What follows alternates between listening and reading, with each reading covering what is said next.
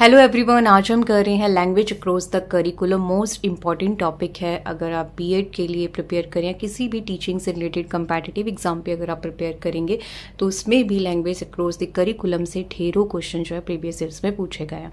चाहे आप एनबीएस के लिए करें, केबीएस के लिए करें, सीटेट के लिए करें या कोई भी सुपर टेट के लिए करें, तब भी ये टॉपिक इतना ही इंपॉर्टेंट है और बीएड में तो हर साल पूछा ही जाता है, और वो भी लॉन्ग ऐसे टाइप में। तो इसलिए हम इसको डिटेल में करेंगे। सबसे पहले इसका हम इंट्रोडक्शन देखते हैं। तो लैंग्वेज अक्रॉस करिकुलम जो है वो कहता है कि लैंग्वेज जो है कोई हिंदी और इंग्लिश नहीं है, ठीक है।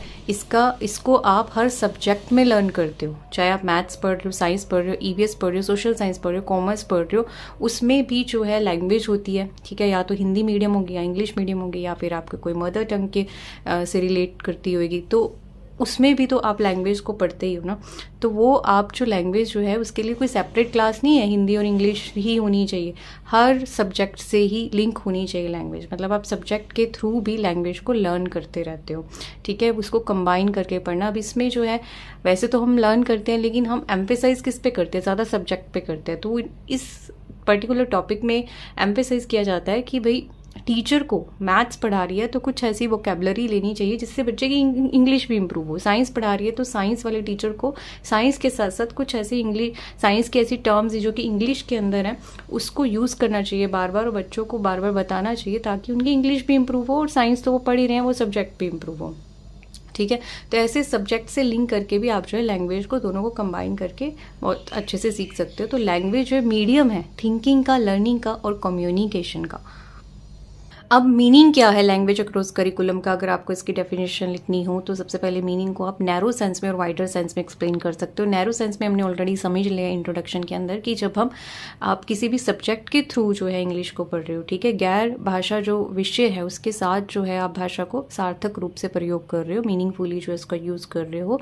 जैसे कि आप एग्जाम्पल भी है, साइंस टीचर जो है वो साइंटिफिक वोकेबलरी पढ़ा रही है, मैथमेटिक टीचर जो है वो मैथ्स की वोकेबलरी आपको पढ़ा रही है, ठीक है। इन वाइडर सेंस के अंदर अगर हम बात करें, व्यापक अर्थ से अगर हम बात करें, तो होल स्कूल अप्रोच है जो LAC है वो सिर्फ क्लासरूम तक सीमित नहीं है। अगर हम इसको बड़े लेवल पे बात करें तो ये पूरे स्कूल की एक रिस्पॉन्सिबिलिटी है। जैसे कि आजकल तो कोई क्या है कि इंग्लिश में ही बात करनी है, अगर उसको बाहर किसी लेके और टीचर से भी बात करनी है, स्टूडेंट्स या प्रिंसिपल से, या फिर किसी लेके लाइब्रेरी में वो जा रहा है तो भी उसको जो है इंग्लिश में ही बात करनी है। तो ये होल स्कूल अप्रोच है कि सबकी रिस्पॉन्सिबिलिटी है हर टीचर की, ठीक है। स्कूल में जितने भी लोग काम करते हैं उन सबकी ये जिम्मेवारी है, ना कि सिर्फ क्लासरूम में एक लैंग्वेज टीचर की जिम्मेवारी है, ठीक है। तो इसको संपूर्ण विद्यालय दृष्टिकोण से देखा जाना चाहिए, यानी कि होल स्कूल अप्रोच से देखा जाना चाहिए। तो डेफिनेशन अगर आपको लिखनी हो तो लैंग्वेज जो है NCF 2005 की डेफिनेशन है, जो NCF 2005 हमारा जो नेशनल करिकुलम है उस फ्रेमवर्क है उसमें, कि language is the medium through which the children construct knowledge in every subject, ठीक है। एवरी सब्जेक्ट के अंदर, हर सब्जेक्ट के अंदर अगर आपको नॉलेज को कंस्ट्रक्ट करना है तो भाषा ही एक माध्यम है ना। फिर है सिंपल डेफिनेशन अगर आपको लिखनी हो तो language across the curriculum means integrating language learning with all school subject, ठीक है। Integrating language learning with the all school subject, ये सेम टू सेम लाइन जो है सीटेट के अंदर बहुत बार पूछी गई है, ठीक है। So students learn both language and subject content together. Okay, अब इसका ओरिजिन हुआ कहाँ से भैया? ये मतलब बात करी किसने, लैंग्वेज अक्रॉस करिकुलम की उत्पत्ति कैसे हुई? तो ये जो है ग्रेट ब्रिटेन, यूनाइटेड किंगडम ने ड्यूरिंग 1970 और 80 के बीच में जो है इसकी बात करी, और इससे जो है स्ट्रांगली इन्फ्लुएंस जो है बाय द बुल्लोक रिपोर्ट, ठीक है। बुल्लोक ने जो है सबसे पहले जो है 1975 के अंदर अपनी रिपोर्ट के अंदर ये चीज़ बोली थी कि लैंग्वेज फॉर लाइफ है, ठीक है। Every teacher is a teacher of a language, ठीक है। Every teacher is a teacher of language, ऐसा उन्होंने रिकमेंड करा था अपनी रिपोर्ट के अंदर कि ये नहीं है कि मैथ की टीचर है तो उसका कोई रिस्पॉन्सिबिलिटी नहीं है लैंग्वेज के लिए, ठीक है। तो वो भी एक लैंग्वेज टीचर ही है।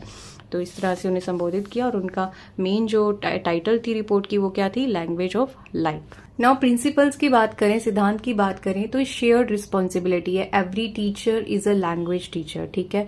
और फिर ये क्या है? यूबिक्विटस लर्निंग है, सर्वव्यापी है। लैंग्वेज लर्निंग जो करी ना एवरी सब्जेक्ट, हर सब्जेक्ट में कर होती है। फिर ये कॉन्टेक्चुअल लर्निंग है। लर्निंग इज मीनिंगफुल व्हेन, जब आप इसको कॉन्टेक्ट करते हो, कनेक्ट करते हो किसी रियल लाइफ सिचुएशन से, जब आप कनेक्ट करके उसको पढ़ाते हो तो फिर वो और भी ईजी हो जाती है, मतलब कॉन्टेक्स्ट के अंदर पढ़ाना। ठीक है, इंटीग्रेटिंग स्किल है ये। आप जो है इसमें लिसनिंग भी करते हो, स्पीकिंग भी करते हो, रीडिंग राइटिंग, जो चारों का ये मिलन है। ठीक है, जिसे हम एकीकृत कौशल बोलते हैं, जो कि सीटेट में बहुत बार इससे रिलेटेड क्वेश्चन पूछा जाता है, तो इंपॉर्टेंट पॉइंट है। फिर है हमारे पास नेटिव लैंग्वेज सपोर्ट है। ठीक है, mother tongue should be used as a resource whenever necessary. ठीक है, मातृभाषा का समर्थन करती है, आवश्यकता पड़े तो हम उसका भी एज अ संसाधन के रूप में उसका यूज कर सकते हैं। ठीक है, तो ये इंपॉर्टेंट प्रिंसिपल्स हैं जिसे आप लिख सकते हैं एग्जाम के अंदर। तो जैसे मैंने बताया कि जो टॉपिक है वो सीटेट के लिए बहुत इंपॉर्टेंट है, और जितने भी टीचिंग से रिलेटेड और भी कंपेटिटिव एग्जाम है, केवीएस वगैरह, उसके लिए भी बहुत इंपॉर्टेंट है। तो इसलिए आप जो है चैनल को लाइक, सब्सक्राइब, शेयर कर सकते हो, क्योंकि हम जो है सीटेट से रिलेटेड भी बहुत सारी वीडियोज अपलोड कर चुके हैं और आगे भी करेंगे, और भी जितने भी कंपेटिटिव एग्जाम है उससे रिलेटेड भी जो है आगे वीडियोज अपलोड की जाएंगी। तो सारा कॉन्सेप्ट डिटेल में समझाया जाता है, और उससे रिलेटेड जो प्रीवियस ईयर्स के क्वेश्चन है, प्रैक्टिस क्वेश्चन है, वो भी अपलोड किए जाते हैं। तो आपके लिए बेनिफिशियल होगा। तो अब हम करते हैं नीड क्या है जो हमारे पास लैंग्वेज अक्रॉस करिकुलम है। तो सबसे पहले हमारी इंप्रूव करता है रीडिंग कॉम्प्रीहेंशन को। ठीक है, जो स्टूडेंट्स हैं वो अंडरस्टैंड करते हैं, जो टेक्स्ट बुक है, लर्निंग मटेरियल्स हैं, उसको बहुत ज़्यादा इफेक्टिवली अंडरस्टैंड करते हैं जब लैंग्वेज अक्रॉस करिकुलम होता है। फिर अब बेटर क्लासरूम कम्युनिकेशन हो जाती है, क्योंकि बच्चों के पास बहुत सारी वोकेबलरी हो जाती है जो कि वो अलग अलग सब्जेक्ट से सीखते हैं, तो ऑब्वियसली उनकी कम्युनिकेशन स्किल जो है बहुत अच्छी हो जाती है। क्रिटिकल थिंकिंग बढ़ती है, क्योंकि लैंग्वेज रिच एक्टिविटीज़ जो है वो हेल्प करती हैं किस चीज़ में, रीजनिंग करने में, प्रॉब्लम को सॉल्व करने में। ठीक है, तर्क के लिए, समस्या समाधान के लिए मदद करती है। फिर हमारे पास improve academic achievement. Better language skill जो है वो कहीं ना कहीं हमारी ओवरऑल जो सब्जेक्ट की परफॉर्मेंस है उसको इम्प्रूव करती है, इन्हांस करती है विकेबलरी को, और जो हमारे एक्सप्रेशंस हैं उसको प्रमोट करती है एक्टिव लर्निंग को। क्योंकि हम क्लासरूम में जब कोई सब्जेक्ट पढ़ रहे हैं तो ऑब्वियसली उसमें डिस्कशन भी होता है, कोलैबोरेशन भी होती है, क्वेश्चनिंग भी होती है, तो हम कहीं ना कहीं जो एक्टिव पार्टिसिपेट करते हैं इसके अंदर, जिसे हम कहते हैं सक्रिय भागीदारी। हिंदी में भी वर्ड्स उतने इंपॉर्टेंट है, क्योंकि जब आप कोई भी कंपेटिटिव एग्जाम देते हो टीचिंग से रिलेटेड, क्योंकि बीएड के बाद तो आपको देनी ही है ना कंपेटिटिव एग्जाम, तो हिंदी जो है उसमें होती ही है लैंग्वेज, तो आपको वो सारे वर्ड जो है हिंदी में भी उतने ही पता होने चाहिए। फिर है हमारे पास इंक्लूसिव एजुकेशन। ये जो है कहीं ना कहीं इंक्लूसिव एजुकेशन को सपोर्ट करती है। मान लो कि कई बच्चे जो है डाइवर्स लैंग्वेज बैकग्राउंड से, अलग अलग लर्निंग लैंग्वेज है उनकी, या फिर डिफरेंटली डिसेबल्ड बच्चे हैं। ठीक है, तो वो सारे बच्चों को जो है हम एक ही जगह पर एक ही जैसा पढ़ा सकते हैं लैंग्वेज अक्रॉस करिकुलम में, और सबकी जो है इंग्लिश जो है या जो भी आपकी जो टारगेट लैंग्वेज है उसको आप इम्प्रूव कर सकते हो। फिर हमारे पास बिल्ड करता है कॉन्फिडेंस इन द कम्युनिकेशन। ठीक है, जब आप इतना सारा लर्न करते हो लैंग्वेज अक्रॉस करिकुलम के अंदर, जब आपकी चारों जो स्किल्स हैं, स्पीकिंग, जो लिसनिंग है, रीडिंग है, राइटिंग है, चारों जो है इंप्रूव हो जाती हैं, तो ऑब्वियसली हमारा कॉन्फिडेंस भी इंप्रूव होता है।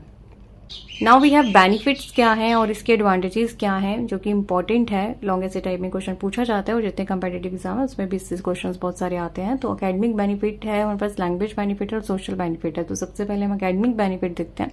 क्या करते हैं हमारा, इससे क्या होता है, हमारी कॉन्सेप्चुअल अचीवमेंट, एनालिटिक जो स्किल्स हैं, प्रॉब्लम सॉल्विंग एबिलिटीज़ हैं, ठीक है, वो जो कहीं ना कहीं इंप्रूव होती हैं। ठीक है, जिसे हम विश्लेषणात्मक कौशल या फिर वैचारिक उपलब्धि करेंगे।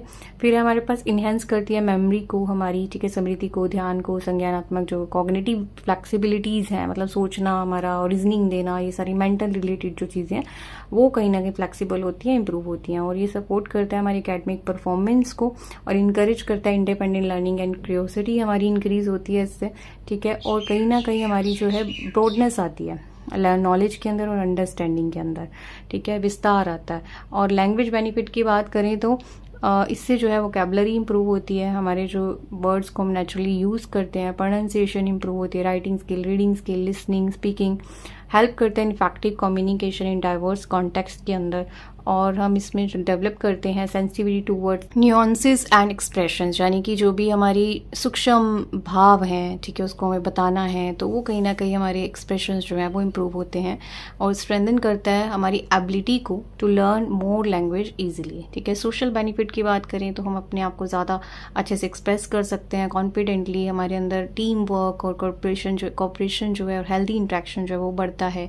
ठीक है, फोस्टर करते हैं रिस्पेक्ट और मल्टी कल्चरलिज्म बाइलिंगुअलिज्म और या मल्टीलिंगुअलिज्म, ये हमारे अंदर जो है वो कहीं ना कहीं विकसित होता है। इनकरेज करते हैं एम्पैथी, टॉलरेंस और ग्लोबल सिटीजनशिप को, और हेल्प करता है in building strong relationship in the diverse society. Now we have कि क्या चैलेंजेस आते हैं कि हम लैंग्वेज अक्रॉस करिकुलम को ज़्यादा यूज़ नहीं कर पाते हैं बहुत सारे स्कूल्स के अंदर। तो सबसे पहले हमारे पास lack of language training, lack of teacher training. तो फर्स्ट ऑफ ऑल हमारे पास लैक ऑफ टीचर ट्रेनिंग, ठीक है। Many teacher not trained in language across the curriculum, ठीक है, कि कैसे उनको उस पर भी फोकस करना है, क्योंकि वो मोस्ट ऑफ टीचर जो है अपने सब्जेक्ट पर ही फोकस करते हैं। और फिर हमारे पास सिलेबस एंड एग्ज़ाम प्रेशर बहुत ज़्यादा होता है कि सिलेबस कंप्लीट करना है ना बच्चों की, उस सब्जेक्ट के अंदर जो है वो जो क्या कहते हैं उसको, ग्रिप ज़्यादा बढ़े, पकड़ ज़्यादा बढ़े। हाँ, नाउ वी हैव चैलेंजेस क्या है लैंग्वेज अक्रॉस करिकुलम में। तो सबसे पहले कि टीचर जो ट्रेंड नहीं है ना, वो अपने सब्जेक्ट पे बहुत ज़्यादा फोकस करते हैं और उनको ये चिंता होती है कि एग्जाम प्रेशर, सिलेबस प्रेशर ना कंप्लीट करना है और बच्चे को उसमें स्ट्रांग बनाना है ना, उसकी उस चीज़ के अंदर स्किल्स बढ़ें, तो वो लैंग्वेज पे इतना फोकस नहीं कर पाते और इसके लिए प्रॉपर ट्रेनिंग चाहिए कि वो दोनों चीज़ पे फोकस कर सकें, ठीक है। और लार्ज क्लासरूम साइज भी, अब वो टीचर जो है वो उसकी उस स्किल को इम्प्रूव करे मैथमेटिक्स की या साइंस की, या फिर लैंग्वेज को फोकस करे। फिर हमारे पास लिमिटेड टीचर ट्रेनिंग, मटेरियल्स भी जो है वो कहीं ना कहीं, रिसोर्सेज जो है वो कम है। डिफरेंट लैंग्वेज बैकग्राउंड, बच्चे जो अलग अलग लैंग्वेज बैकग्राउंड से होते हैं, तो टीचर जो एक सब्जेक्ट टीचर है उसके लिए तो और भी ज़्यादा फिर डिफ़िकल्ट टास्क हो जाता है, क्योंकि एक लैंग्वेज टीचर के लिए डिफ़िकल्ट हो जाता है।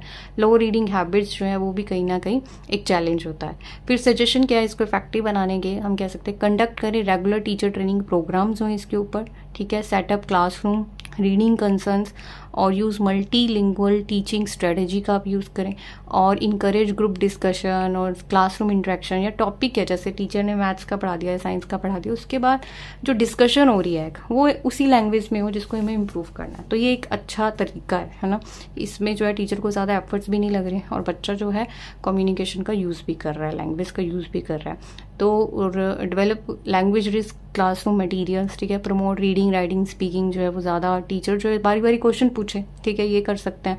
और use formative assessment to monitor language progress also. फिर ये रोल ऑफ टीचर क्या है इम्प्लीमेंट करने का इसको, कि act as a language model, use clear simple correct language, ठीक है। और इंटीग्रेट करे लैंग्वेज को skills in every subject, provide करें इंकरेजिंग फीडबैक, ठीक है। और create a supportive and inclusive classroom environment, identify करें लैंग्वेज डिफ़िकल्टी कहाँ आ रही है बच्चे को, क्या नीड है, क्यों वो जो है लैंग्वेज को सही तरीके से यूज़ नहीं कर पा रहा।